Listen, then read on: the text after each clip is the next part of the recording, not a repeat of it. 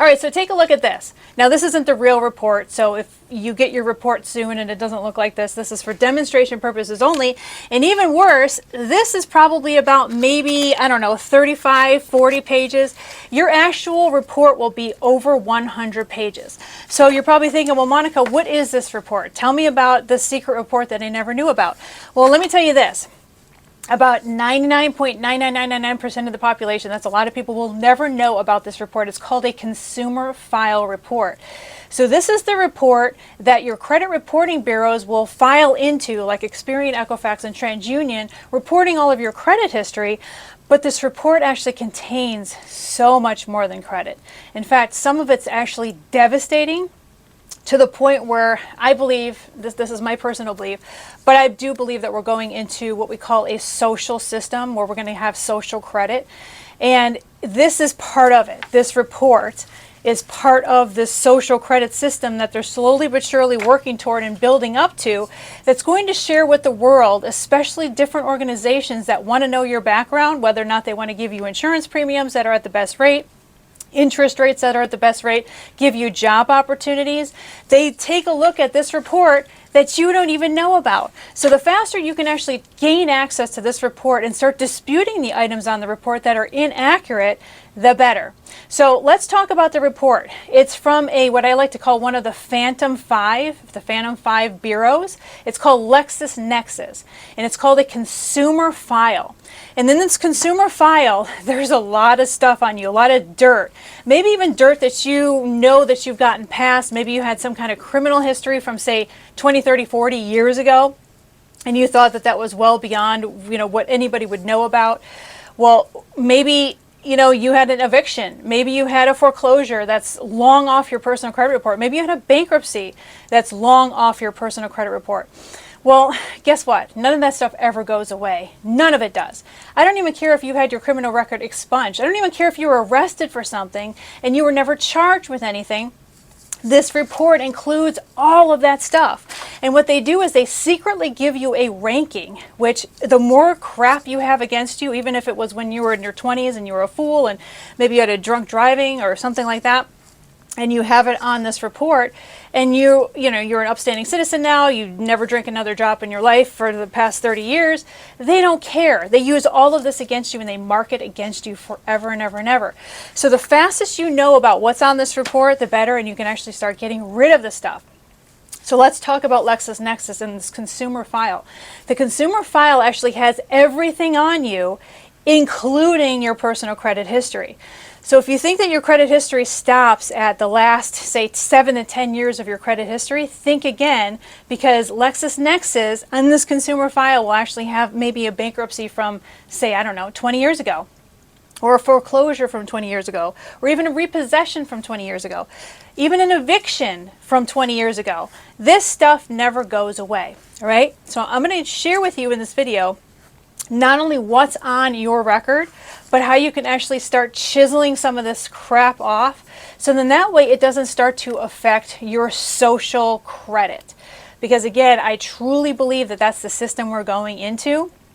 Moving forward, I know that seems sci-fi and futuristic, like some kind of Tom Cruise movie or something, like Minority Report, where there's social credits. I truly believe that there is a future in this, and the crux of the beginning of that is this report, all right? In addition to that, for those of you that have been wondering about evictions, because I do get a ton of comments from you about how do you remove an eviction. The eviction is going to be on this LexisNexis consumer file. You can get rid of it off the LexisNexis consumer file. So let me first share with you the list of all the crud that's on this consumer file list. And then, of course, you're going to be able to access this and then start a dispute process just like you would with any of the other credit reporting bureaus. So let's get into the list, all right? So it obviously has all of your personal identifying information, such as your full name, including any aliases, married names, maiden names. It has your date of birth, social security number, current and previous addresses, phone numbers, including your mobile address, email addresses, driver's license number, employment history. That's basically the same stuff you're going to see on all three credit reporting bureau reports from Experian, Equifax, and TransUnion. So there's nothing new about that. But then it's also going to go into some deeper dive information on you, such as any and all property that you own. mortgage transactions and refinances, foreclosure history. This, of course, dates way, way over and beyond what the foreclosure should list and look like on your personal credit reports. Your property value and tax assessments of any current properties that you own. Deeds and title transfer information, lord tenants, judgments, or evictions. So again, many of you have been wondering, Monica, how do I get rid of an eviction off my credit reports? Well, it starts with this LexisNexis consumer report file against you.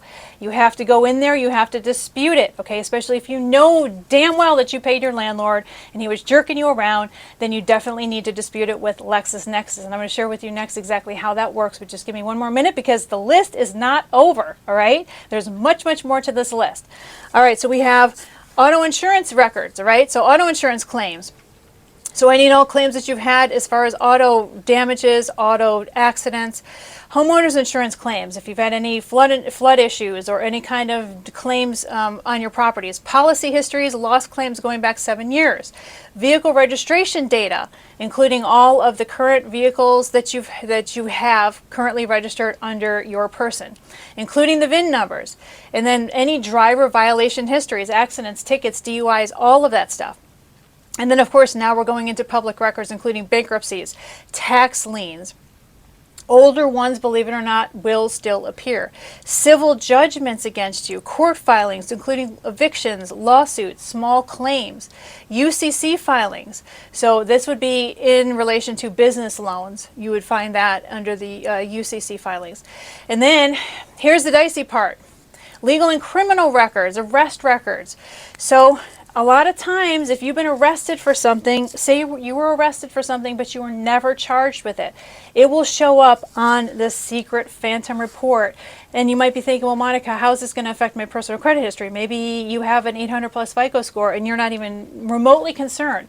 It does affect you because even though it might not actually affect your current creditors, there are certain people that won't let you do certain things. There are certain insurance carriers who will not underwrite for your insurances.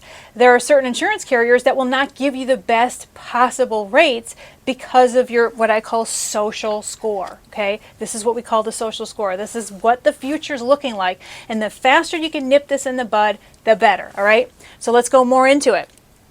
So in addition to arrest records, also incarceration and parole information, mug shots for certain jurisdictions, which again, that means that if you were actually arrested for something, say you were arrested for something foolish when you were 19 or 20 years old, it never resulted in a conviction, or maybe it was just a misdemeanor or something, maybe you even had that expunged off your record, but it still shows up on your consumer file. Okay, it still shows up, which definitely drags down your social credit score, which again is what our future is going to be as far as what we move into from this point forward. Okay, then you have business licenses. So any business licenses you have for any current businesses, professional licenses, whether they're real estate, medical, or contractor licenses, any weapons permits, including gun permits.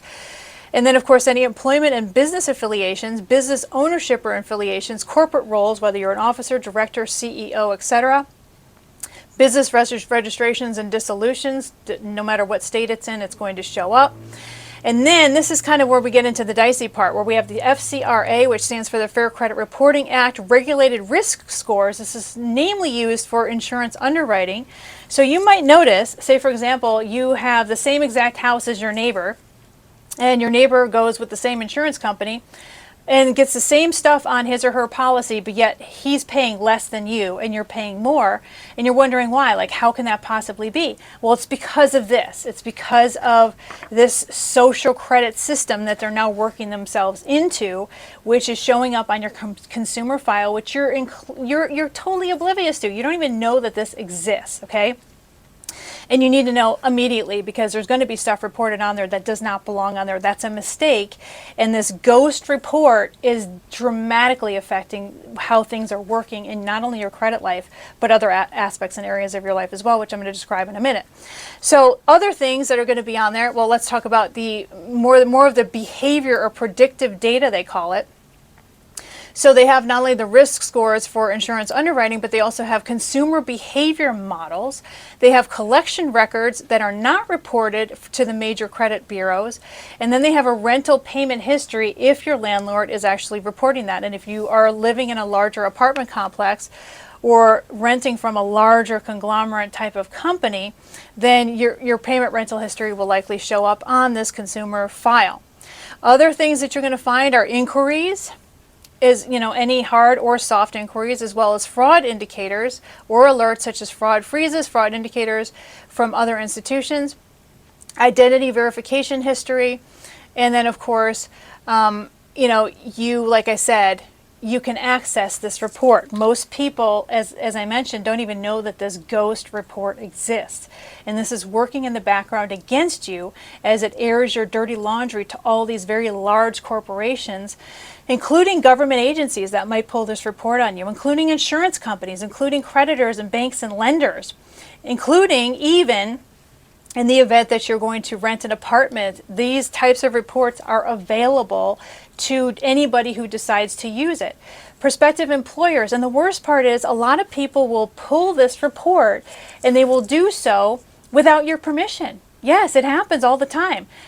By law, you're supposed to give them authority to run a background check or to run a credit check. And there are a lot of people, unscrupulous characters, who are running these reports without your explicit permission. Okay? So the faster you know what's on this report, the better.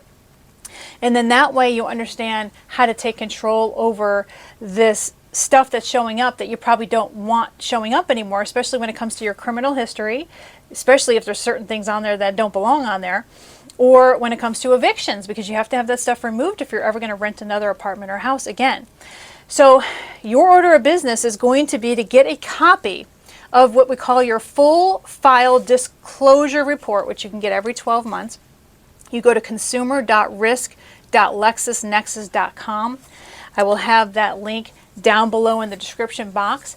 And you can get one of these reports once every 12 months, and it does not look like a regular credit report. You could also write in for it as well and send them a notification by way of trackable mail requesting this report. Now, like I said, this is an over 100-page report. It's not a credit report. There will be credit elements mixed in there, but it's your job to know the difference between a credit report and one of these credit file or consumer file reports. The consumer file reports are going to, like I said, be around 100 pages, and it's going to include a lot more details and information than you'll ever find on a credit report. Like, for example, you're not going to have a criminal history on a credit report. You're not going to have insurance information, insurance claims on a credit report. You're not going to have a bankruptcy that's 20 years old on a credit report. You're not going to have even, an arrest that would never turn into a conviction. That's never going to show up on a credit report either. So know the difference, because I will warn you right now, LexisNexis will try in some cases to jerk you around. And when you ask for this report, many times they'll just send you a credit report and think that that's going to satiate what you're requesting. It's not, okay? Know the difference between a credit report and the full disclosure report or your profile, because you need to know exactly what's on there, especially if you're somebody that's looking at trying to figure out how to get an eviction off, or maybe you have criminal records that don't belong on there. My first husband, I've been married 3 times, don't ask me why, long story, but he was a rather abusive individual. He did serve time for physical abuse against me, but he also had a couple of criminal things that showed up on his criminal report that weren't even him. Okay, and the only reason he discovered this is because he was going through the criminal system back in the 90s because of the things that he did to me. So my point is, even though he probably deserved every bit of everything that he got in addition to that, but the reality is those additional criminal pieces of history were not his. He had a common name, and so because he had a common name, some things were added on that didn't belong to him. How many things are being added on to your credit profile or your consumer profile that are not yours because maybe they mixed up somebody's name, or maybe it's maybe it's your parent, maybe you're a junior and your father is a senior, and you got some of his stuff that doesn't belong on there. I've heard of people getting their parents' bankruptcies. I've heard of people getting some of their parents' criminal records, believe it or not, or I've heard of parents getting their kids' criminal records. This is why I swear one day when my child has children, I'm going to tell her not to ever name her children anything near what her name is, okay? Because it's too easy for the system to screw it all up and adopt some of the criminal history, some of the credit history, some of the most negative parts of it, of course, and add it to your criminal history. Add it to your consumer file. You don't want that. All of the stuff is holding you back. This is the future, believe it or not, and this is the way things are going to constantly be trudging forward from this point forward. This is the way it is. You're going to be dealing with this file. So the faster you get this file, the better. And then so what do you do with the file? You look at it and say there's certain parts of the credit history that are not yours. Okay, well, it's going to tell you who reported it. So for example, it might say, well, you have a Discover credit card, and this Discover credit card was reported by Experian. Okay, well, maybe you don't have a Discover credit card. Maybe your spouse does, but you don't, and you're not even an authorized user on there. All right, well, then you need to contact Experian, and then you would have to dispute that Discover card with Experian, and then you could also at the same time dispute it with LexisNexis as well, stating that you don't have a Discover credit card, whatever the case may be. If you have criminal history that's not yours, you have that removed. If you have criminal history on there from an arrest that never resulted in anything, never resulted in a conviction, have that removed as well. Because in this country, supposedly I say, we both know that that's not the reality, but supposedly you're innocent until proven guilty. Well, if you went through this whole thing and then they ended up kicking the whole case out, and you were never convicted of anything, you were never guilty. So then why is it on there? Why is your mug shots on there from an arrest that happened that never resulted in anything? It should not be there, okay? Because again, this is working against you when it comes to social credit. So for those of you that want to type in the comments, because I always have some bozo in the comments that's just like, well, you know, we shouldn't need any credit at all. Okay, sorry, it's 2025, okay? It's not 1970 anymore. There is no such thing as getting off the grid unless you're literally going to go and live off the grid. In which case, knock yourself out. Go to some foreign country somewhere, go get yourself a tent from Walmart, and go set yourself up in the middle of nowhere, have no internet, no phone, nothing, and knock yourself out, all right? But for the rest of us that live in the real world of society on the grid, guess what? You have to fall in line with the stuff that's happening in the grid. My suggestion to you, knowing that this is the future, guess what? Don't step out of line, because now these algorithms in these systems are getting so sophisticated that they know what your magazine subscriptions are. They listen to everything that you talk about. All of this stuff is being stored in government databases somewhere. AI is collecting all this information in even a deeper file against you, I believe, at the government level. And it's all secretly being recorded. All of your conversations, all your searches on your phone, all your searches on your computer. Like I said, your magazine subscriptions, your newspaper subscriptions, who you know, who you talk to, what you talk about, books that you purchase, books that you check out at the library. I believe all of this stuff is being stacked against you. So be very careful with what you're looking for online. Be very careful with what you're asking ChatGPT for. Be very careful with what books you're buying and reading, magazine subscriptions, who your friends are, because all of these things will calculate a score. And the worse it is, I think the worse your future is going to be. You'll have fewer opportunities. You'll be probably thrown in the outcast group at some point if you're one of these really fringy type of people. Most of you are probably not like that, and you're like, Monica, I'm not doing anything. I'm not planning anything. I have a Sew News, subscription, and I crochet on the weekends. Okay, good for you. You're coloring in the lines. If you're not, they're going to know. In fact, they already know. They're already compiling these reports. There's report after report after report. This report you can get on your own through LexisNexis. And like I said, in the description box below, you will see a link where you can get this, or you can write in for it. And if they send you a credit report, then you're going to have to keep asking for the report over and over again with stronger and stronger legal language to make sure that you actually get your consumer file. You want your full disclosure consumer file. That's what you want. You don't want a credit report. You can get those all day from Experian, Equifax, and TransUnion. You don't want any more of those. You want your consumer full disclosure file. And the faster you clean this up, the better. The faster you know what's on it, the better. I've had all kinds of people, like whenever I'm buying any kind of real estate, there's certain things that come up, like things that are not even on my credit report that come up. Like I had a timeshare years ago, and I can never figure out why they always knew like about this timeshare. I'm like, it's not even on my credit. It's like a private funded thing through, I think it was Hilton at the time. Why did they always know about this timeshare? Well, it's because it's in this secret report. They see everything in the secret report. Now, if you're thinking, okay, Monica, I do have a criminal history. What am I going to do?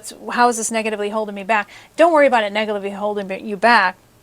Just make sure that it's accurate. It's accurate information. And if it was expunged off your record, like if it was a local or state or county type of, criminal act that occurred maybe 10, 20 years ago, you had it expunged off. Make sure that this report doesn't show it anymore, because if it does, you need to show them the expungement paperwork saying it does not belong on there, because that is, again, going to drastically interfere with the types of interest rates you get, the types of underwriting that they'll do. I mean, the types of things that you'll be able to access, even employment moving forward. Yes, employers pull this. They won't tell you that they pull this. Legally, they're supposed to, but they won't tell you. They'll just say, oh, I'm sorry, that the job opportunity has been taken. Somebody that was a higher candidate or higher, I guess you could say, had more of a skill set that we were looking for. That person ended up getting the job when really they were going to hire you until they saw this report. And they might have seen something that you did when you were a stupid kid in your 20s or 30s. And even though you might have not been convicted for it, your mugshot's still showing up in there, and therefore you didn't get the job. Well, they're never going to admit to that, because number one, they violated the law by pulling this report without your permission, your express permission. And number two, they're not supposed to, with equal opportunity employer, I guess you could say, laws in place, they're not supposed to just make assumptions based on this report that they weren't legally supposed to pull anyway, because they didn't even get your permission for it. So you have no knowledge that they have this report. And then you're wondering, why can't I get that, better job, that higher paying job? Why can't I get that security clearance? Why can't I get these different opportunities? Why can't I get underwritten for this insurance? How did my neighbor get this insurance policy and I wasn't able to get it? And it's because there's some crap in here about you, okay? So you want to take a look at this report immediately. And then you want to dispute any and all inaccuracies. Now, any credit inaccuracies, you will first dispute with the credit reporting bureaus, Experian, Equifax, and TransUnion. You have to dispute with them first when it comes to any inaccuracies, when it comes to credit specifically. However, if there's other stuff on there, criminal history stuff, that doesn't belong to you, or any inaccurate information whatsoever, then that's something that you need to dispute with or update with LexisNexis, all right? And the only way that you're going to know what needs to be removed or updated is to actually access this report. The faster you get it, the faster you can actually start making changes to it. And then if they don't want to make changes because they just want to be jerks about it, then you start the process of getting stronger and stronger letters involved. You might even have to get an attorney involved that handles credit matters. If you don't know what kind of attorney handles credit matters, I did another video on my YouTube channel that you could check out with different attorneys that can help you out with different specific credit matters that might have to sue LexisNexis on your behalf for information that does not belong there, that's negatively and adversely affecting your life. This is your life we're talking about. We're not just talking about credit anymore. We're talking about job opportunities. We're talking about insurance. We're talking about interest rates. We're talking about everything, really. And it's just going to get worse the more information that they continue compiling against you. And even worse for you, it's not just at the government level that they're starting to just listen to your conversations and store all of this data and information against you to create a complete profile, but it's also these agencies that are now doing it as well, and they're doing it behind your back, some legally, some of it illegally, okay? So the faster that you know what they're doing, what they're warehousing as far as data against you, the better off you'll be. You'll be able to take empowerment for now and in your future moving forward, so then that way you can get rid of some of that stuff. So what if they do have a bankruptcy that's 20 years old on here and a historic credit pull? What do? Tell them to remove it. They're not supposed to have any of that old data on there. They still keep the old data. If you've had a foreclosure from 20 years ago, they'll probably still have it on there in some cases. So dispute all that as well, because they have no business having any of that stuff on your personal credit at all, anywhere, in any file, consumer file, personal credit file, full disclosure file. None of it should be there if it's been way past the statute of limitations on those debts, those occurrences in your life, right? So check it out. Make sure that the information's correct. Also, too, could be people, this is another fad that's happening right now. You might have had identity theft and you don't even know it yet because the person didn't happen to open up credit accounts, because in many cases, most people don't have any idea that their ID has been stolen if there's no credit accounts or loan accounts that are opened up in their names. This consumer report, this full disclosure report from LexisNexis, will show you if somebody else has been using your identity, because some people might just want to use your identity just to get an ID. They don't even want any credit. They don't even want a bank account or a credit card or a loan to screw you over in that way, as a traditional identity theft would be. They just want an identity, because there's a lot of, what's the official word I'm supposed to be using? Undocumented individuals who have taken over people's identities just to get a job somewhere, and they don't get credit, and you are none the wiser. You have no freaking idea that somebody else has your identity because no loans or no credit cards have been opened up in your name. So that's been a big trend, and I started to notice this back in the 90s even, that people would do this. Undocumented people, back then we used to take people's identities over by simply showing up to the DMV with somebody's stolen birth certificate from the United States, and they would go to the DMV, and the DMV, especially in California, they're just happily, basically printing those things out as fast as they possibly can without much verification on whether or not you're the actual person. As long as you have the birth certificate and you know their social security number, that's it. You got an ID from California. And that is another thing that you need to know. Is there somebody else in a different part of the country living as you, and they're maybe an undocumented individual? I'm not trying to start anything. I'm just saying that I even knew about this in the 90s, that this was a thing, because I did live in Southern California, and I did know that this happened frequently. Fast forward to today, and people do want alternative identities. They want to be able to stay.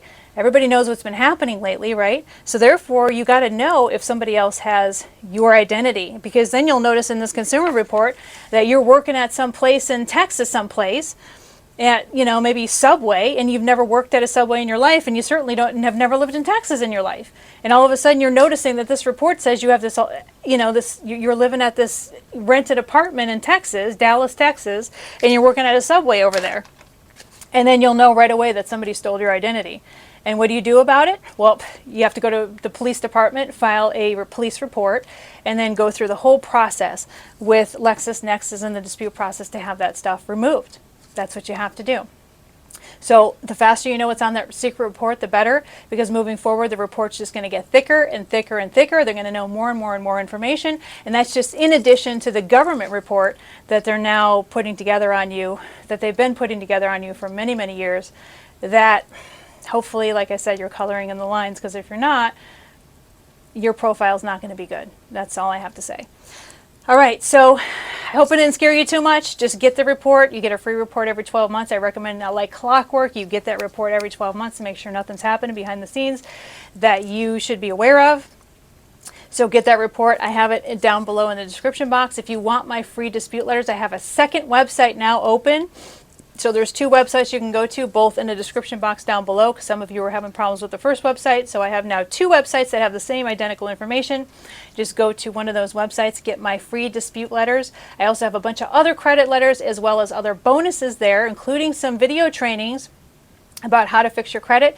And finally, last but not least, you definitely want to join my school community. So you go to the App Store. It's very, very simple on how this works. Go to the App Store, type in school, S-K-O-O-L. So that's S-K-O-O-L. And then you can basically go to the school App Store department, whatever you want to call it, and then you basically get yourself the app, and then you can join my free community at school.com/Monica Main once you start your free account. And I have a ton of free trainings. I have book downloads, including my Credit Millionaire book. You can download that for free now. I have other trainings that I just uploaded there, and you can also access my credit dispute letters there as well.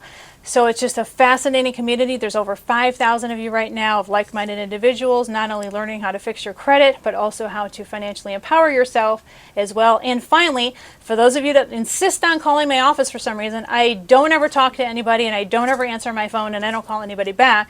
But the only way that you can communicate with me, if you'd like, is through the school community at school.com/Monica Main. You could send me a private message if you'd like, and I will communicate with you, provided that you don't, you don't blow up my inbox with endless amounts of stuff, because a couple of you have done that, and I just stopped responding. So if you have a couple questions here and there, I can answer them, but overall I don't do any personal one-on-one consulting, all right? So this is Monica Main signing off, and I will see you in the next video.